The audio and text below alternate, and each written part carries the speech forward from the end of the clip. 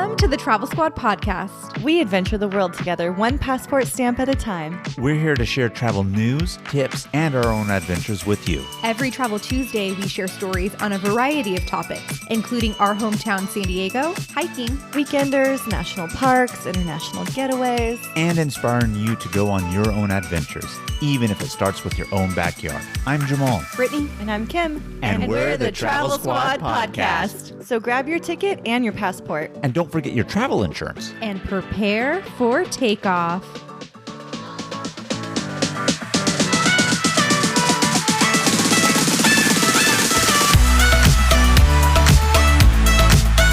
Hello, fellow travelers. Hey, Hello. squaddies. Welcome to episode 119 of the Travel Squad podcast. Today, we're diving into our home state of sunny California to bring you 10 amazing places to visit in California. I mean, you hear me say this all the time on the podcast. West Coast, best state, California. Love it, love it, love it. Born and raised here my whole life. So we have to give a little bit of love to California every once in a while, and this episode is going to do that. But of these 10 amazing places that we're going to visit and list, not all of them are the typical California places that you're going to think of. You'll notice we left LA off intentionally, and a little bummed out about this. We're not going to give too much love to our not true hometown, but our hometown next door to our hometown, capital of California, Sacramento. I love it. We have an episode on it, so we're not mentioning it here. Sacramento, our capital, and LA left off intentionally. California is such a beautiful state, and I'm so happy to call California home. And we were actually talking about this before we recorded the episode, that, you know, we live in Southern California now, but we all came from Northern California.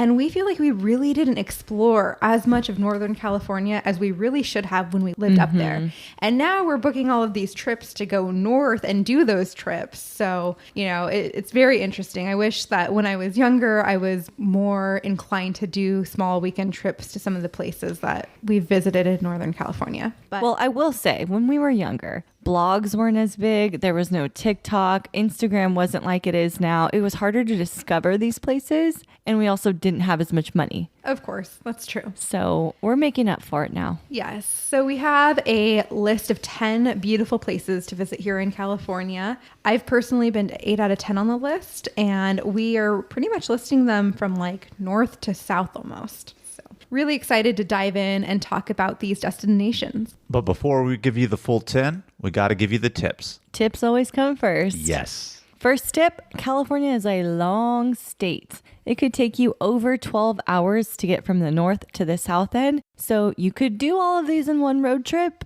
but you could also do them in multiple smaller trips. And on top of that, unfortunately, public transportation in California really isn't that great. You're going to need a vehicle to do this. Maybe in some locations they have regional transit and things of that nature, but for the most part, you're going to need a vehicle unless you're going from one place to the next, taking the train, which we do have beautiful scenic routes via train along the coast, but they are not bullet trains. It's going to take you a very long time to do that. So if you're willing to do that for the scenic view, but do keep in mind, not really good public transportation. Don't even get me started on the bullet train. I'm ready for it. I'm upset that it's not here. We voted for it in 2008 and it is nowhere near ready. And by the time they build it with whatever technology they were going to do, it's outdated technology now. So they just need to scrap it and start again. But yeah, we're getting a little frustrated here. You could see that there is no public transportation that's good in California. So keep that in mind as a tip. And believe it or not, California does have some remote places. So people don't realize that. And so you may want to download offline maps, because you may be driving through a remote place that doesn't have really good cell service. For example, on our list, we are going through some forested areas. And so I don't want to give it away, but you may lose service there.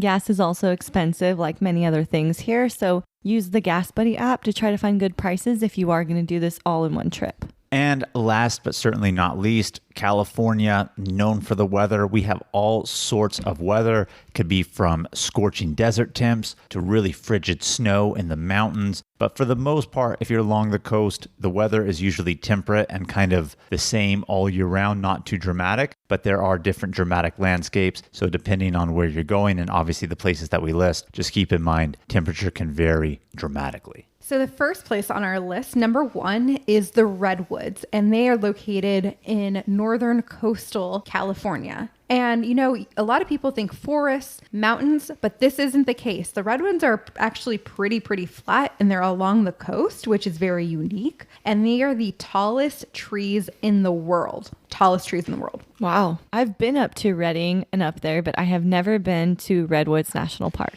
If you're going to be driving the scenic California one, you're going to be going through the redwoods. It's the famous coastal route from north to south, south to north, vice versa. And you will pass through here, but absolutely beautiful and breathtaking and amazing. Pretty close to the border of Oregon, quite honestly. Not like right on it, but definitely close. So again, we're giving you the north and working our way down south. But the Redwoods is also a national park. So not only are you seeing something very, very unique, flat forested areas, when we usually equate that, at least here in the United States, to the mountains. You're along the coast, tallest trees in the world, very scenic, very beautiful. One of the things California is most famous for. And so because it is off of a highway, there's actually no entrance fee to get into the national park, which is also pretty unique for one in California. And there's tons of small trails, long trails. You can do so much hiking. You can go down to the beach as well. Kim, do you happen to know how tall the tallest tree in the world is? 300 feet. Almost 380 feet. Ooh. Almost. I mean, she's almost off by 100 feet. What do you mean almost? Well, she's in the 300s, but she's low 300s, and that's I could high have said 300s. 1,000. Could have said 1,000. Can you tell me the name of the tallest tree in the world? That I can't do. It's Hyperion, and its location in the forest is actually kept secret so that people don't come and cut it down or destroy it or anything like that. Wow. That's sad that people would do that, and they have to keep it secret for that reason. Did you see it when you were there? Well, they don't have it named, they don't have there's no a sign or anything signage like that because they want to keep its location secret. So I don't know if I came across it or not. I don't think we did. I can tell you that, but a really unique national park and something very unique to California also. And right outside of the national park, you can go through one of those drive-through trees. Cool. So Those are fun. Really cool. You get some nice pictures, memories, and it's just a really, really beautiful park. Like when you get out of the car, you can just smell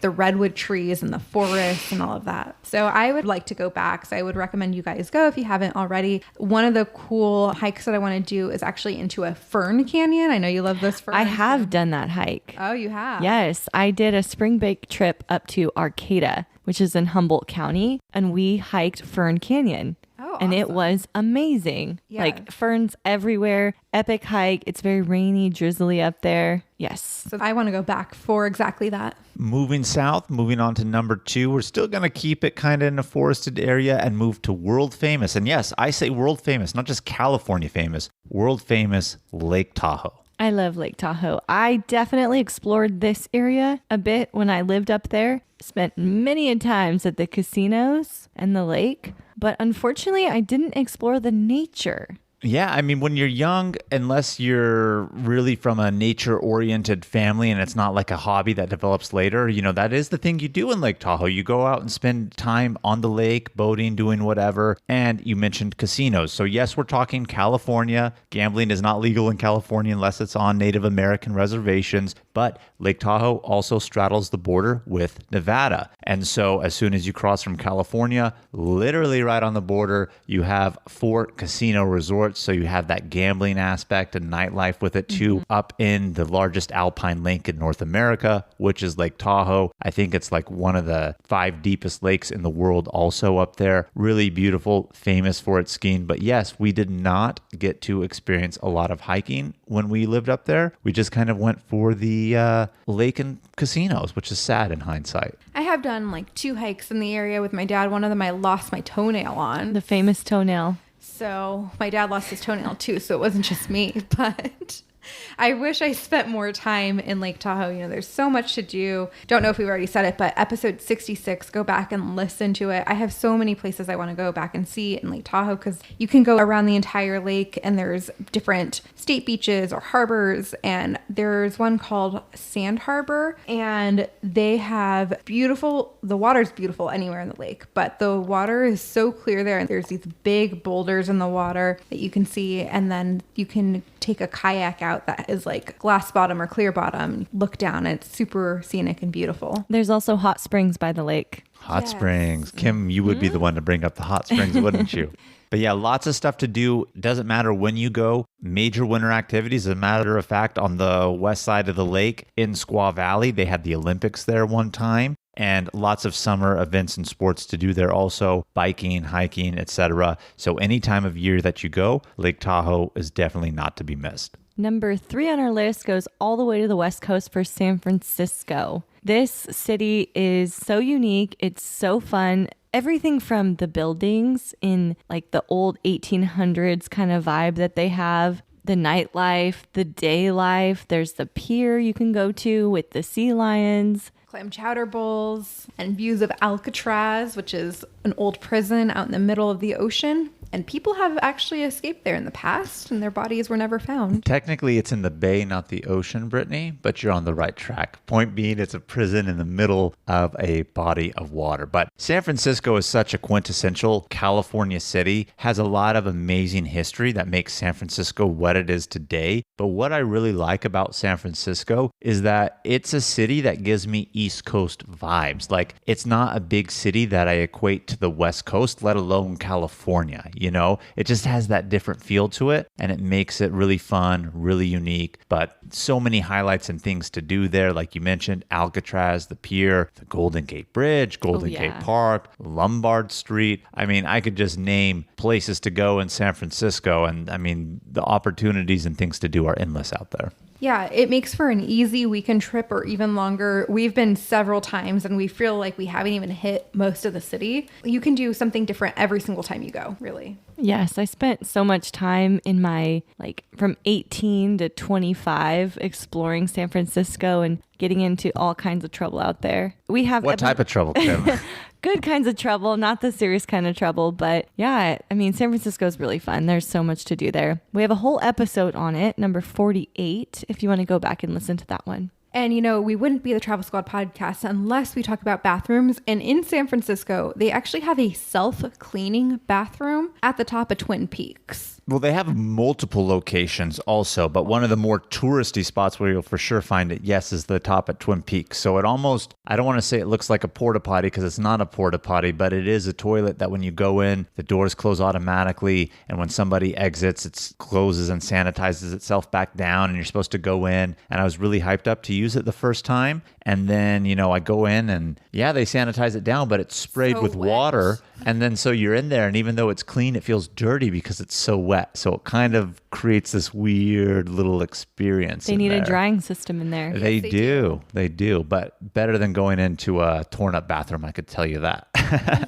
And there's so many places to take day trips from San Francisco. We will actually be having an upcoming episode on that. So subscribe and stay tuned to hear about that episode. So moving on to number 4, I know we said we're going to give you these places listed from north to south. As we're getting here to number 4, which is Napa, California's wine country, world famous, United States famous, California famous. I realized that this is actually north of San Francisco. So maybe San Francisco should have been 4, Napa 3, but we're going to do it in reverse order a little bit right here. So coming in at number 4, Napa, California. I have been to Napa when I used to live in Sacramento, but I was under 21, so I never got to experience the wineries and the wine tasting, which is what Napa is so well known for. And as I am older now and I'm doing my research and planning a trip to Napa, there is one attraction that blows my mind and I really want to go for, and this is the Napa Valley Wine Train.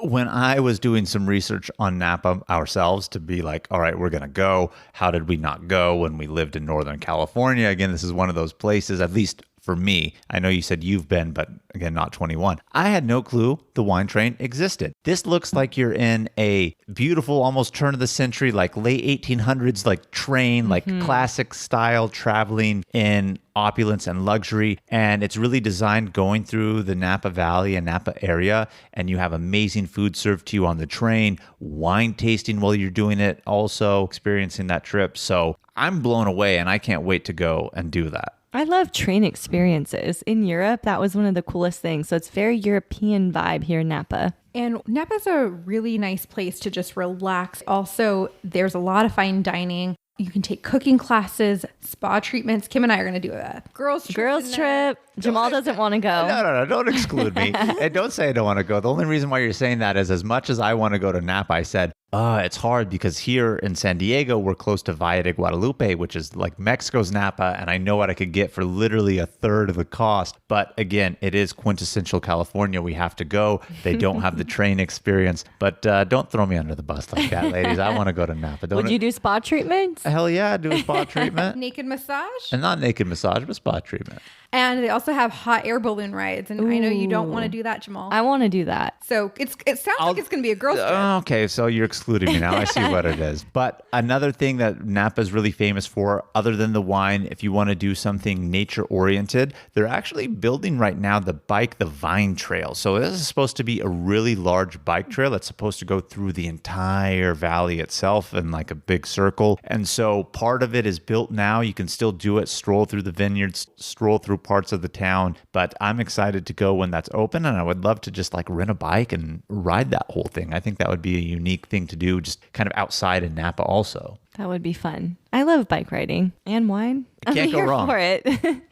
All right, number 5 on our list, going a little more south into Santa Cruz. Santa Cruz is amazing. When you think about on the East Coast, Maryland, Ocean City, Maryland, I kind of see it as California's Santa Cruz. We have roller coasters, we have beach, we have the mystery spot. What is the mystery spot? I mean, you kind of hit a lot of the main stuff on Santa Cruz right here. So yes, we do have the Santa Cruz Beach Boardwalk, which is, I think, the only coastal amusement park that's still really left in the United States on the West Coast, actually. So really cool about that. But getting to the mystery spot, what is the mystery spot? I've been and I don't even know what the mystery spot is. And I say that honestly in a good way. So Santa Cruz is along the coast of California, along the ocean, south of San Francisco. So it's in a mountainous region also. So it gives you that nice contrast of location on the coast, but still kind of in the mountains and forested area. So here you are in the forested area along the coast, and here is the mystery spot. And it is supposedly a gravitational anomaly that's located in the redwoods that they have there. Not the famous tall redwoods, but still redwoods nonetheless here along the coast. And basically when you go there,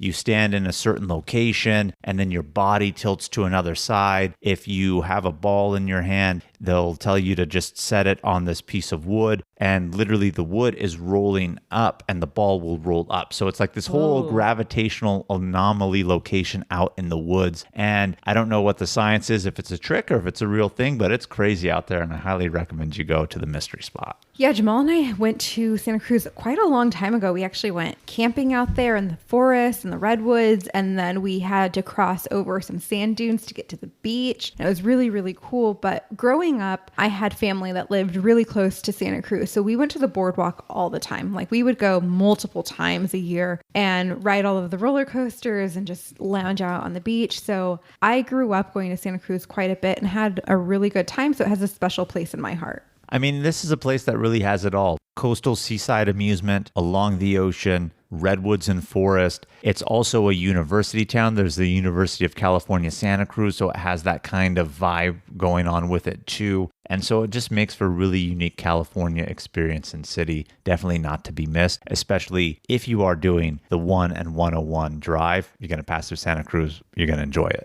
Hey travelers, let's take a quick detour to talk all about our travel itineraries that we've created just for you. We now have 6 different trip itineraries. 1 week in Kauai, an American Southwest weekend or road trip, a week in Yellowstone and Grand Teton National Parks, a road trip adventure featuring all 3 of Washington State's national parks, Big Island, Hawaii, and an Arizona road trip that features all 3 of Arizona's national parks. We are obsessed with these. These itineraries are 20 to 30 page PDF guides with every detail of the trip laid out. We're talking where to fly into, the exact route to take, where to stay, park entrance prices, where to eat, and driving distance between attractions, plus what things to see and do, even the hikes we recommend and their mileage and the time to allot for each one, and so much more. We have story highlights on our Instagram at Travel Squad Podcast where you can see the full guides. We've done all of the research and have taken these exact trips, taking our out all of the guesswork from the planning, so all that you have to do is show up and have fun. Purchase your comprehensive Travel Squad podcast itinerary on our website at travelsquadpodcast.com. Best of all, they're on sale right now for $30.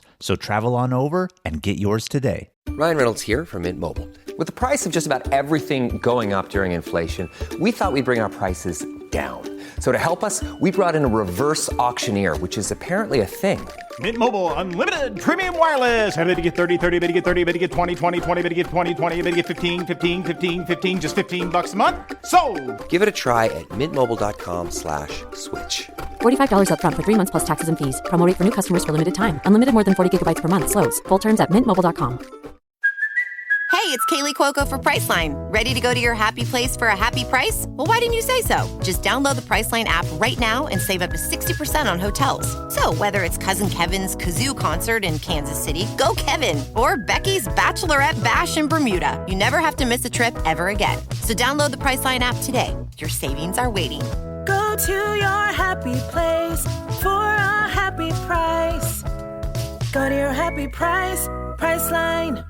So working our way south from Santa Cruz, we're headed to Big Sur. Big Sur is so beautiful. It is the longest and most scenic stretch of undeveloped coastline in the contiguous United States. Not just California, but there's so much beauty because it's just so rugged and so beautiful. There is a waterfall that dumps into the ocean. And those are actually called tide falls. And this waterfall is called McWay Falls. Beautiful, iconic waterfall. And then because it's on the coast, there is hiking and redwood trails as well. So definitely a great place to visit, cannot be missed. So we were actually going to visit Big Sur as a squad once. It was going to be our Big Sur road trip, but then there was a huge landslide in the area, so we couldn't make it on that trip. But since we've been back, It actually is pretty common with this Highway 1 that there are heavy rains, the land kind of gives out and there's landslides or mudslides and it closes down that road. And that's one of the only roads you can take to get up that route. So it really diverts your whole road trip if you are planning to drive up it.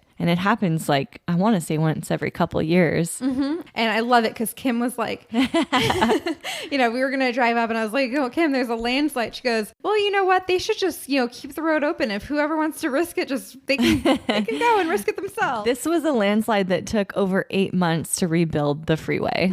Should we have just ridden a four-wheel drive and driven over the mud, Kim? You know and made it? what? Yeah, we were already road tripping on the worst rainstorm in years that California had seen after a drought. Why not add on the four-wheel driving? I mean, it could have been an all-inclusive experience in that sense if we did that. But no, Big Sur, I mean, it's world famous, let alone California famous. It's not even a specific city. I mean, it literally is a stretch of almost 200 plus miles of really undeveloped coastline other than the road and a few small towns in between. Gives you amazing dramatic views of the California coast from beautiful beaches to rugged, jagged cliffs and sea cliffs. So definitely not to be missed, and you'll enjoy your time traveling through there. Another iconic spot in Big Sur, which we were able to get to because we went around the mudslide, is Bixby Bridge. It's an iconic photo spot. Definitely when you go, park your car and then walk. Once you get the views of it, everyone starts to take pictures of it there. And they're doing it facing like the land and the mountains. No, you want to walk farther and you want to get your shots of Bixby Bridge looking out into the beautiful ocean and seeing the seaside cliffs. That's the photo that you want.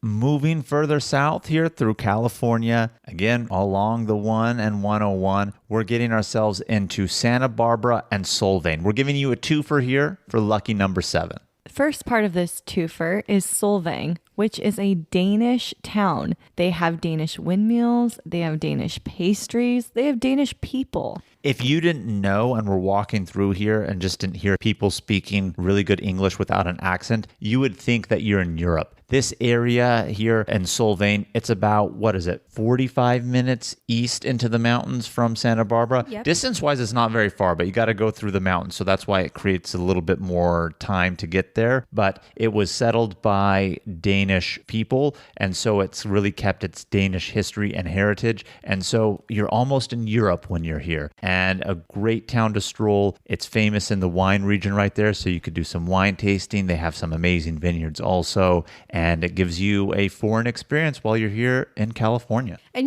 Kim didn't mention the Danish pastries, and I just want to stress the Danish pastries because we went to a pastry shop and we got some of the best pastries we've ever eaten. They were so good that at the end of the day, we went back to pick some up to go home. That's one of the things to do there. Stroll the town and eat food. Lots of good stuff, let alone the desserts. You have to. Do you think that Solvang will have a Christmas market? That's something to look into. If they did, I would go up and spend the night out there, do some wine tasting, have the Christmas market. We should petition and write to the city of Solvang and tell them they need a European Christmas market during that time. Yeah. I think they would do it. I think that would be a hit, Kim. I think you're onto something. Like literally, I am a marketing guru. My mind is freaking blown right now with that suggestion. We should write them and tell them. But if you're in Solvang, you're definitely going to want to visit Santa Barbara as well. It's very close by. It's well known for its wineries. It's on the beach, so you can spend time there on the beach if you're there in the warmer weather. But there's a lot of nightlife there, good restaurants, tons of wine. Did I say wine? Oh, yeah. You know what I really like about Santa Barbara is when you're there, you can tell it's a Southern California town, but at the same time, you also know it's a different Southern California town. It doesn't have that hustle and bustle, and it's not too big and spread out and crazy. It's a really laid back atmosphere out there, but you're in California and Southern California. So it gives it that cool little awesome contrast that I really, really like about it. And it's a great place for people who live in Southern California to really escape the big suburban and metropolis areas in which they live and get somewhere nice and quaint. I think my favorite experience in Santa Barbara was wine tasting at the wine tasting room that was at the end of the pier over the ocean. Over the water? Yes. That was really, really nice. And it was like loungy. We were on a couch. It was so nice. That pier is so big. You can either walk down it or you can drive down it. And there's actually a few parking spots there as well. But yes, that winery had an outdoor deck with ocean views. It was called the Deep Sea Tasting Room. Another highlight in Santa Barbara is State Street. Now, State Street is pretty much their version of Main Street, and it's really, really popular for restaurants. I'm not too sure how it is right now or if they're going to keep this. I know a lot of towns and places in California, probably even across the US also, are keeping some of their COVID protocols where places that had famous stretches of dining would make it al fresco, where they didn't have to have the permits to put out outside dining and ambiance like that, strewn up lights. And so they did that during COVID. It was closed off to street traffic, and by that I mean cars, and it was only for walking and pedestrians. And that was a really, really fun experience. But even if they've changed that now and cars can still drive, that is an awesome stretch to just stroll and find a good place and bite to eat on State Street. I definitely want to go back to Santa Barbara. I feel like we didn't spend much time at the beaches, so that's something we definitely need to check out because we haven't had an episode on Santa Barbara or Solvang. It'll probably be a twofer like we're doing here. A twofer. I think we need to go back, get some more content. Not that we don't have enough good ones, but just to kind of really hammer it home. Yeah, I definitely agree. There's also some good hiking in the area as well. And we did do a hike while we were in Santa Barbara. So there's a lot to do in Santa Barbara, with the wineries, the great food, the pier, the beaches, the hiking, and then the day trip to Solvang. Number 8 on our list is Death Valley. It is one of the hottest places on Earth. One of the or the, Kim? Is it the hottest? The hottest. Whew, yeah. In the summer, it can get upwards of 120 plus degrees. So don't visit in the summer. As of late, even in the 130s. Ooh. So real hot out there. But Death Valley is a national park, one of California's 9 national parks. Really awesome place to go to kind of give you that different view of California that we really haven't touched upon yet. We're talking coastal, mountains, things of that nature. Here we are taking you inland, south to the desert region. And we have a full episode on this, episode 23, but really so unique desert environment. They have the Mesquite Flat sand dunes. So, I mean, you could see sand dunes out there. Then all of a sudden you move a little bit away from those. And then you were like, I thought I was in a desert with sand and in the Sahara. And then all of a sudden it's complete like scorched earth desert, just a really crazy different environment view of the desert. And you get it all when you're out there. Zabriskie's Point is also really beautiful. It's one of the most famous viewpoints in the park, and it overlooks these golden colored badlands. And the area is actually called Furnace Creek Formation. So when you go, you definitely want to visit because this is one of the outlooks that you'll see in tons of pictures, and it is worth seeing. Yeah, and nearby is Artist Drives. It's a very, very scenic 9-mile drive that passes through eroded but very colorful desert hills. And so you can stop your car, get out and explore a little bit, or you can just do the scenic drive itself. Colorful badlands, colorful desert hills, sand dunes, and we didn't mention this yet, also Badwater Basin, which is the lowest point in North America. It's actually 282 feet below sea level. In this area, you could see the polygon salt formations that Death Valley is known and famous for. So that goes back to what I was saying earlier. I mean, really in Death Valley, you get so many different variations of desert landscape all in one. And it's just so crazy to see. And again, don't go during summer unless you want to experience that heat. When we went in January and it was still warm, but definitely tolerable. I don't know if I would want to go when it's 130 degrees out there. I would not. No, I would not. My eyeballs will burn. Yes, you do have that problem. I feel like I've mentioned this on an episode before where, I heard on the radio they were actually talking to a park ranger out there, and it happened to be like a day or two after like world record temperature was set in Death Valley up in the 130s. And she said, believe it or not, a lot of people come during this time of year because they want to experience the heat, because there's no place else in the world where you'll feel that type of heat. She said mostly European tourists are the ones that do that. I guess it kind of makes sense because they don't have any deserts in Europe. So they really were like, where am I going to go to feel that? And that's the place. I could see that, I guess. Yeah, and if we go back to Death Valley, there are some other places I want to see. Like there is a place called the Devil's Golf Course, which are these salt formations that look so rugged that it looks, well, I don't know what it really looks like. Almost like shards of glass, like coming up from the ground. Exactly. Ooh. But we were actually going to go there on our trip. I don't know if you remember this, Kim, but we would have to go off the road. I remember this. Yeah, and so it was going to take us like an extra hour or two to get out there. So we opted not to. We were also in a car and it was like a bumpy road and we were just like bumping along for a while. Yeah, and I guess that would be a good squad tip to throw in. If you go to Death Valley, rent a car. And by that, not an actual car, but a Jeep, a truck, or some sort of high-rise vehicle, because certain roads are off-road, especially that one, and you don't want a low-line vehicle or one that tires aren't really meant to do that type of terrain traversing. So you could get more out of your experience in Death Valley if you rent yourself a Jeep, SUV, or truck. Number 9 on our list is keeping it in the desert with Palm Springs, California. I absolutely love Palm Springs. I love the vibe there. It's very retro. Even though it's like a desert town, it's very hip from all of the LA people that go there. And there's so many cool hotels that have been modernized and they're so unique. What do you guys think of Palm Springs? We really haven't been, except for the one time, Kim, we were on the girls' trip and we had dinner in Palm Springs. But that was it. Like, that's my Palm Spring experience. You guys are missing out. It's really fun. It's like, if you want to go to a hotel, I recommend the Saguaro Hotel. It's beautiful. It's colorful. The Ace Hotel is also really nice, but there are a ton there. There's even a ton of really good, creative, cool Airbnbs. So go there, just plan to relax, sit in the pool because it's very hot, have meals. There's so many good restaurants there. There's a lot of good shopping. I was going to say lots of spa treatments out there to do also. Treatments. And if you're big into golfing, it's a really big golf resort area also, which is odd, like out in the desert to have really all that stuff. But it's one of those things. It's almost like that oasis in the desert, and it has its history from people from LA just needing an escape. And by people from LA, I'm talking like rich Hollywood people. And from there, the town has really been built and made what it is today. Yeah, it's really nice, and I highly recommend it. If you are interested in hiking and it's not in the summer months, I would recommend the Indian Canyons hike. There's tons of palm trees. It's a really cool place. And Palm Springs isn't so far away from Joshua Tree, so you can go there and see the famous Joshua trees. But again, it's in the desert, so summer probably wouldn't be the best time to visit. If you're going in the summer, just plan to be in the pool the whole time. And maybe even come for Splash House, an annual summer music festival. Where's that tattoo, Kim? I was going to say, Kim knows all about Splash House. It's fun. It's a very unique festival that's at hotels. So it's a pool party music festival spread across 3 hotels. It's a good time. And you basically hotel and pool hop from festival to festival amongst them, right? You may find love. Who knows? You may find love.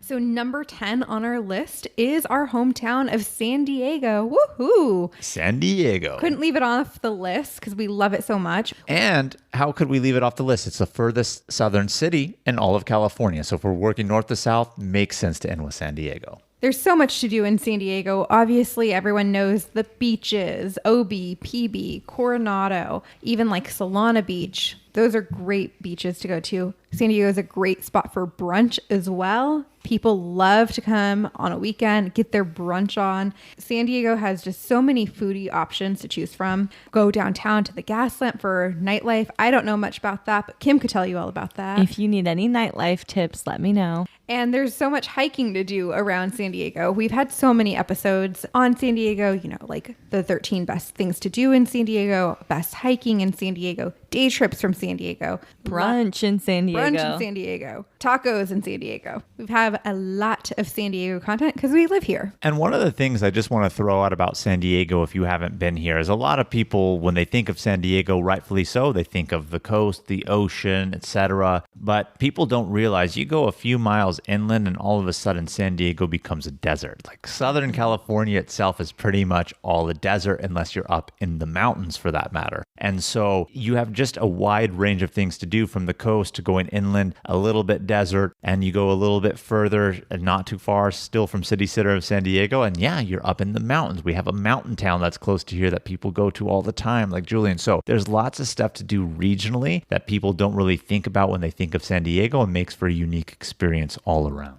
And the food, I'm just going to say it, the Mexican food down here is prime time. Ooh, yes. On top of all of the good food we have here, Mexican food. Tacos El Gordo. Yeah, I don't want to sell us short and make anyone think that's all that we have that's good. The food and cuisine scene here in San Diego is actually really good. I think we've had like 3 new restaurants that have just gotten Michelin stars down here in San Diego, like our first 3. So super excited about that. But I'd say Mexican food in generality is super good down here. Not to be missed if you're coming down. World famous. All right, squaddies, there you have it. A complete road trip to California. You can hit up all the spots. You can make it multiple trips. There's so much to do in California. So thank you for tuning in to this week's episode and hearing all about it. Keep your adventures going with us. Follow us on Instagram and YouTube at Travel Squad Podcast. Tag us in your adventures and DM us your questions of the week.